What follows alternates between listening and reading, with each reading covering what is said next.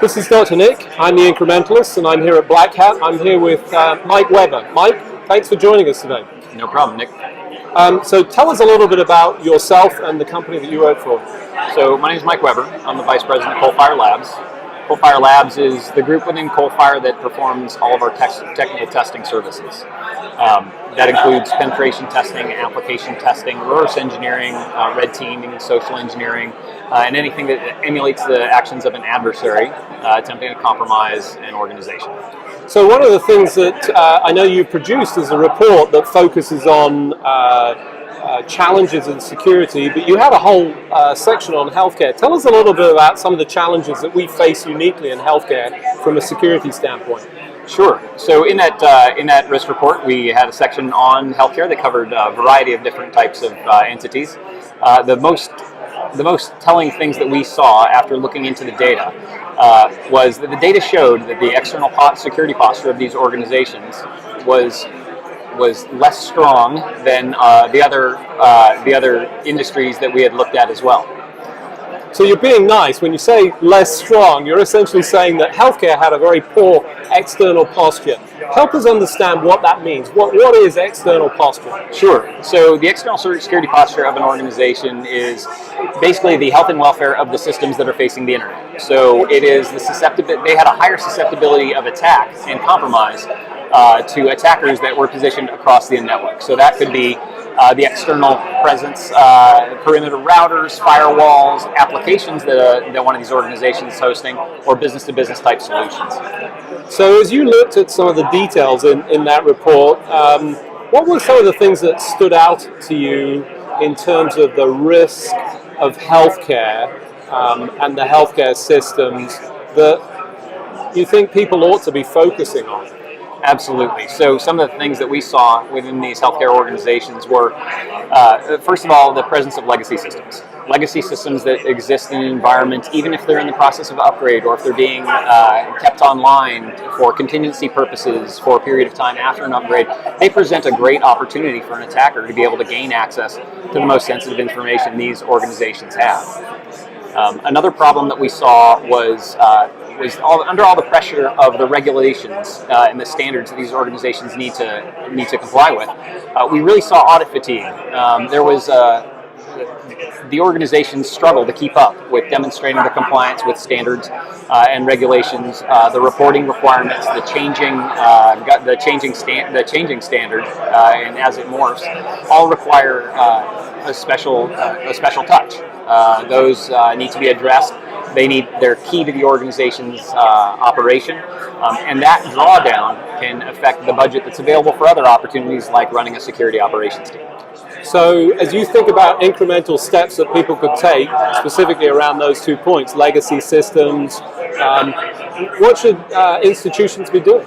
Sure. Legacy systems, our advice to handle these things is, well, first of all, to plan to upgrade them to modern technology, because there is hope on the horizon, and that is that the modern systems that are being developed now are significantly more secure, and they can improve the posture of these organizations step by step. But the plan to retire those old legacy systems that are being upgraded is key. You're not done until those legacy systems are out of the environment and shut down. So incremental step, making sure that retiring legacy systems is part of the plan of those upgrades. As you think about the audit fatigue, what should they be doing? Sure. The audit, a company that has to comply with a bunch of different audit regulations and standards is best served to perform a consolidated audit. So there's many things that overlap across all of these standards. In many cases, one audit or one assessment or one test can address a lot of the needs to demonstrate compliance with these standards. Instead of having this be a rolling operation that happens across the period of a year or a period of a reporting time frame, that these things can be consolidated so that those activities are condensed, and they can be leveraged and presented in different ways to be able to satisfy different regulations and demonstration of compliance.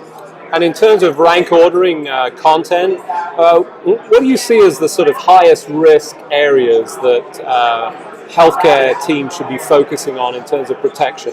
Sure. So assets to protect. There's a lot of reasons why someone would attack a healthcare organization. The number one is clearly the personal information, the loads of personal information all healthcare companies manage.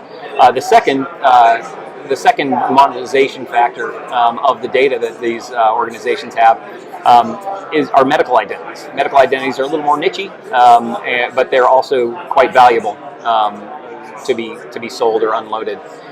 Then finally, in these large organizations that can't stand disruption, ransomware can be very profitable due to being able to take systems offline and interrupt operations that could be critical. So as I think about Coalfire, full service organization, but you have some special focus in this security area. Tell us a little bit about that. So my particular focus for my labs team. So my labs team, our mission is to help people understand where their security problems are before they get exploited. So in doing so, we emulate all the actions of our adversary. So when we help a healthcare organization out, we set up an attack plan, and our services are set up specifically to be able to do what the attacker is most likely going to be able to do within the environment, so that we can help an organization plan for, remediate, and re-engineer systems so that they can be secure.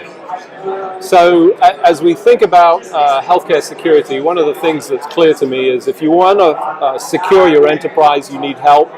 Coalfire provides that help, and you focus on cloud specifically, which is where everybody is moving. If they want to be secure, they want to be in the cloud, but it's not that simple, right? Oh, we do. It isn't that simple. We work with most of the major cloud providers.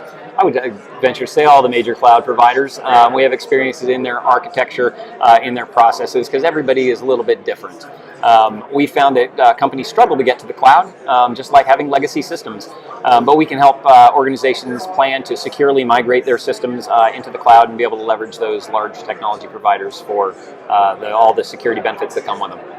Fantastic. Mike, thanks for joining me. We're here at BlackHat. I'm Dr. Nick. I'm the incrementalist. Don't let perfection stand in the way of progress. Thanks, Nick. Perfect.